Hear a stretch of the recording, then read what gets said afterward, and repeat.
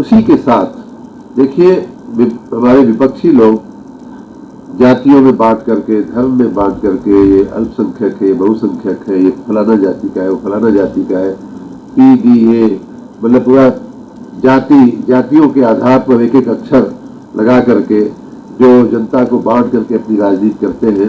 लौह पुरुष सरदार वल्लभ भाई पटेल की 150वीं जयंती को प्रधानमंत्री नरेंद्र मोदी की प्रेरणा से भारतीय जनता पार्टी और स्थानीय प्रशासन के सहयोग से भव्य रूप से मनाया जाएगा। इस जानकारी को साझा करते हुए प्रदेश के नगर विकास मंत्री AK शर्मा ने वाराणसी के सर्किट हाउस में पत्रकार वार्ता की। AK शर्मा ने कहा कि सरदार वल्लभ भाई पटेल का व्यक्तित्व विराट और प्रेरणादायक था। उन्होंने एक भारत श्रेष्ठ भारत की परिकल्पना को साकार करते हुए पूरे देश को एक सूत्र में पिरोने का कार्य किया।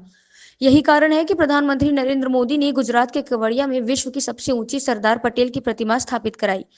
मंत्री ने बताया कि 31 अक्टूबर को प्रदेश के विभिन्न स्थानों पर प्रभात फेरियां निकाली जाएगी।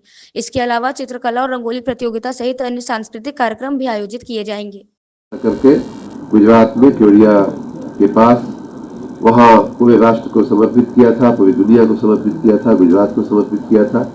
तो माननीय प्रधानमंत्री जी सरदार पटेल के जीवन चरित्र से बहुत ही प्रभावित रहे हैं। अनेकों बार उनके मुंह से हमने स्वयं उनकी प्रशंसा, उनकी गाथाएं हमने सुनी हुई है। जब वो प्रधानमंत्री बने माननीय मोदी जी तो तभी से लगभग 11 वर्ष से हर साल 31 अक्टूबर को राष्ट्रीय एकता दिवस मनाने का भी माननीय प्रधानमंत्री जी ने निर्णय लिया है। और उसी के साथ देखिए हमारे विपक्षी लोग जातियों में बांट करके, धर्म में बांट करके, ये अल्पसंख्यक है, बहुसंख्यक है, ये फलाना जाति का है, वो फलाना जाति का है, PDA मतलब पूरा जातियों के आधार पर एक एक अक्षर लगा करके जो जनता को बांट करके अपनी राजनीति करते हैं।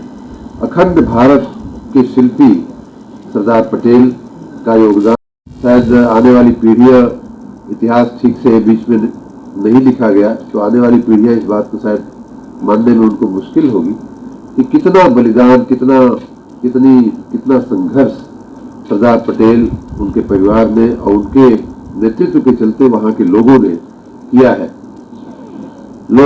बुजुर्ग लोग दिखाते थे कि भाई साहब ये पीपल का पेड़ है, या वट वृक्ष है, या ये पेड़ है, वो पेड़ है, इस पे कितने लोगों को फांसी दी गई थी अंग्रेजों के द्वारा। एक कुछ ऐसे गांव हैं जिन्होंने अंग्रेजों से लगान के मुद्दे पर मतभेद होने के चलते गांव के गांव पलायित हो गए थे, गांव के गांव छोड़ करके चले गए थे लोग, लेकिन उन्होंने कहा कि हम तुम्हारी लगान तो नहीं देंगे, तुम्हारी